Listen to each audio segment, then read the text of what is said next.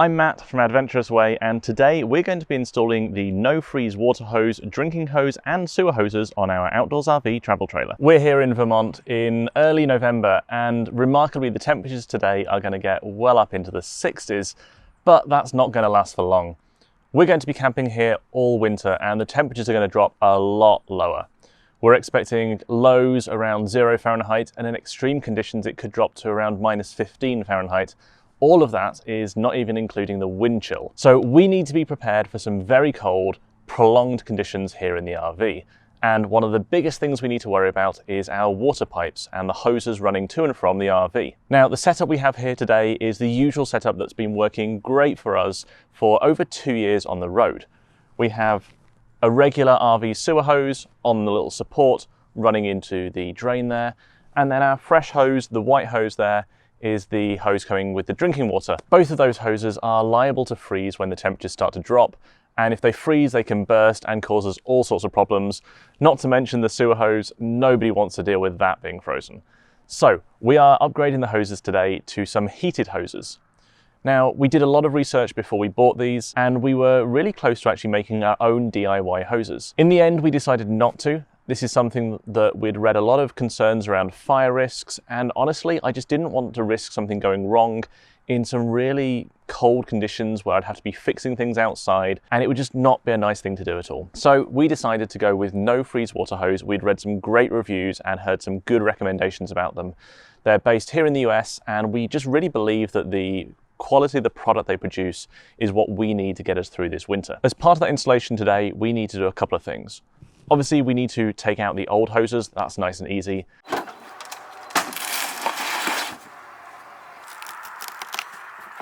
Let's see what we've got in here then.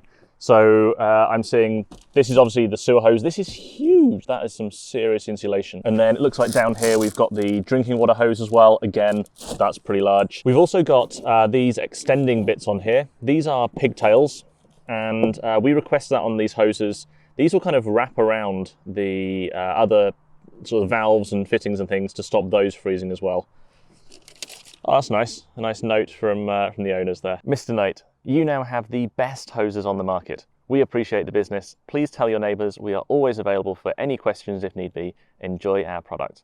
That's really nice. I like that. Before we start with the sewer hose, I think let's do the drinking water hose first. That'll be nice and easy to get installed.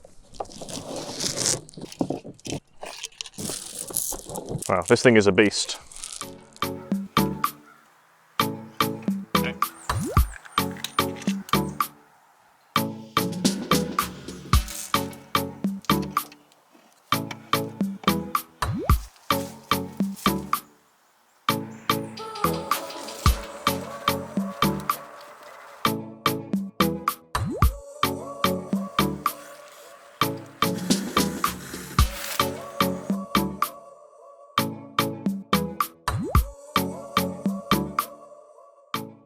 Okay, so we have the drinking water hose installed, and that was actually really straightforward. We used our brass angle here just to make sure that there was no torque kind of on this outlet here. We've used white PTFE tape on every connection. This isn't something we would normally do when we're hooking up the trailer. It's just too much hassle to put that on each time. But since we're going to be here for about 4.5 months, the last thing we want is a leak in winter. With ice forming and things, we've put tape on every connection that we've put on here. We have got the pigtail. The green that you see here is the heat trace pigtail, and I've wrapped that around. So this is something we ordered extra on the hose, about 12 inches of pigtail heat trace on each end, and this is essentially heated. So what this will do is this will stop, or hopefully stop, the brass fitting from freezing as well. And we're going to wrap some extra insulation around this as well, just to make sure it's really nice and warm in there. The other end of this is going out to the power. We have got an extension cord that we're going to use. Now this does say do not use an extension cord, and we are going to use an extension cord. The reason for that is they don't want the voltage to drop too much, and they want to make sure it's all safe. So we've bought a 12 gauge 25-foot extension cord, which is a very heavy duty cord. We also have a GFCI special breaker that goes on the end of that, just to make sure that everything in here is really safe. For now, we're going to plug that into our trailer just to get everything working, but we're also going to order a 50 amp to 30 plus 220 amp splitter. That will allow us to run off the 50 amp pedestal, providing 30 amp power to our RV, but also then we'll use those 20s for powering the heated hoses. The heat trace then goes all the way down the length of this 25-foot drinking hose. The rest of this hose, as you can see, is really thick. Compared to a standard hose, it is significantly thicker. The hose runs all the way along. The hose is a little longer than we needed, but we had to go for this size because the next size down would have been a little bit too tight for us. And then that runs into, down there you can see the connection in the campground. Again, we've got the pigtail on the end of that that's wrapped around that final connection, including the pressure regulator, just to make sure that nothing freezes. So this should give us, from end to end, a freeze-proof drinking water supply this winter.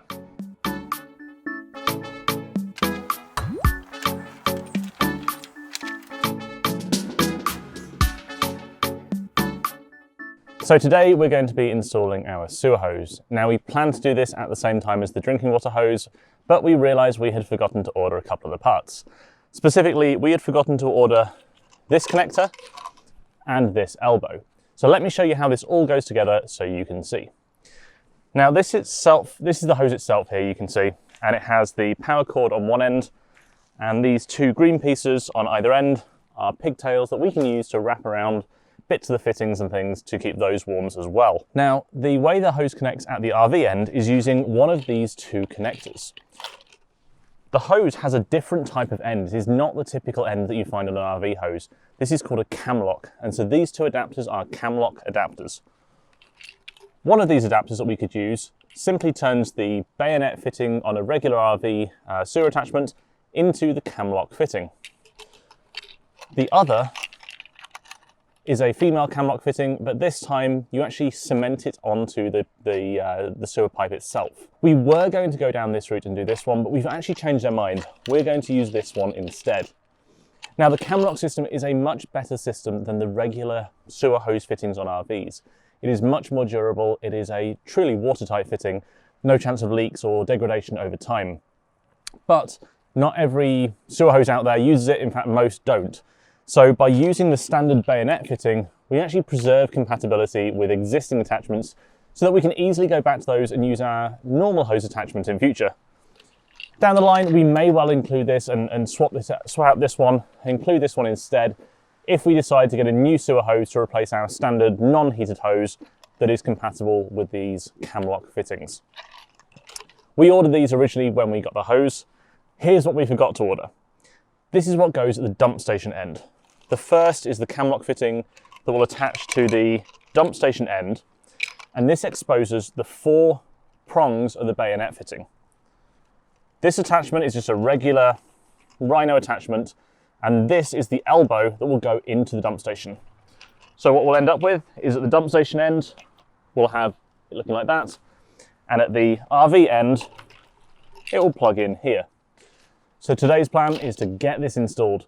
One of the challenges we have is that where we're parked, we're actually only maybe 4 feet from the sewer outlet to the dump station inlet. This hose is a lot longer than that, so we're going to have to try and find a nice little route for this to take that will keep it going downhill and let our sewer waste flow nicely.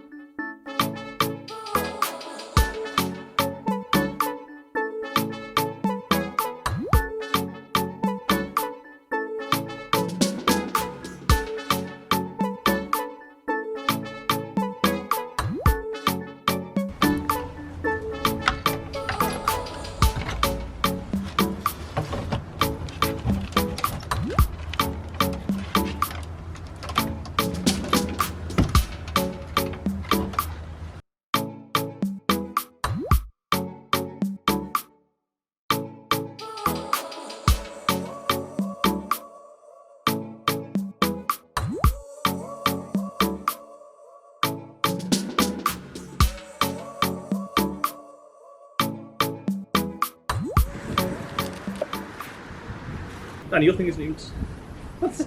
What? It's resting Right, on. come and look here. What if it's resting on? Is that how you're going to build a house with it? No. Would be better. What is this? What is this? Can I suggest maybe putting the larger one at the bottom and then the smaller one on top for a slightly, even that's not great to be honest, but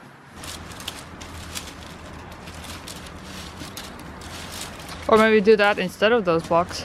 Because now those blocks are not doing anything. yeah. Snaky the sewer hose. The only thing I'd like to do is if we can get some foam board, Yeah. and we'll just make a little shelf for it there maybe, that it can run through. Yeah.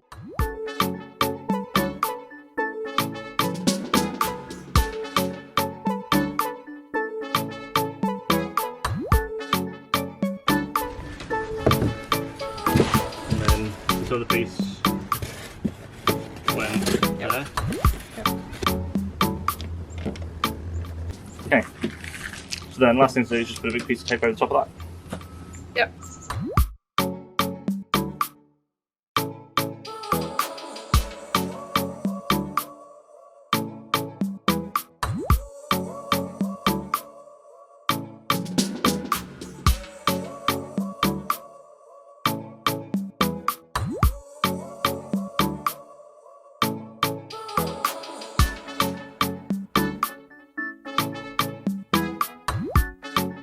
We have finally got the sewer hose installed on the RV, and actually the installation of the hose was really straightforward. We were able to clip on the bayonet fitting at this end, same at the dump station end. We've liberally wrapped both fittings in the foil tape just so that the pigtail heat trace is wrapped around kind of the next section, or the elbow in this case.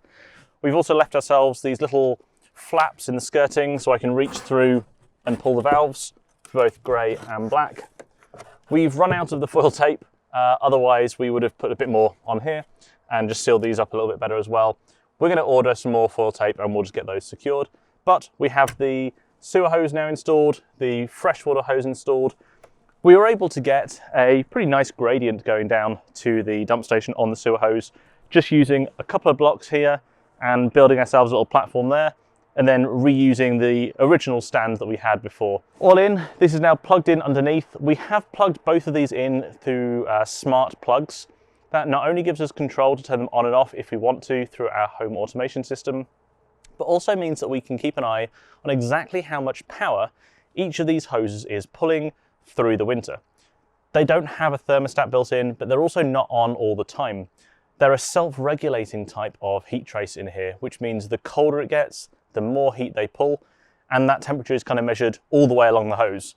So I'm really interested to see how much power these hoses draw all winter long.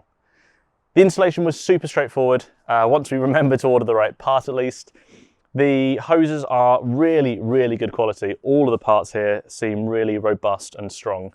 And right now I have no concerns going into winter, but fingers crossed it all works, because I don't want to be out here when it's really cold this winter trying to fix a problem. So the last thing to mention about the hoses is how we've decided to power them. We have given ourselves a 50 amp hookup this winter, even though we're in a 30 amp rig. That has allowed us to use this splitter, which splits into a 30 amp and a 20 amp. The 30 amp goes to our RV as normal. The 20 amp goes into this extension cord. That heads off under the trailer where it's connected into the GFCI splitter, the two smart plugs, and that's what powers the hoses.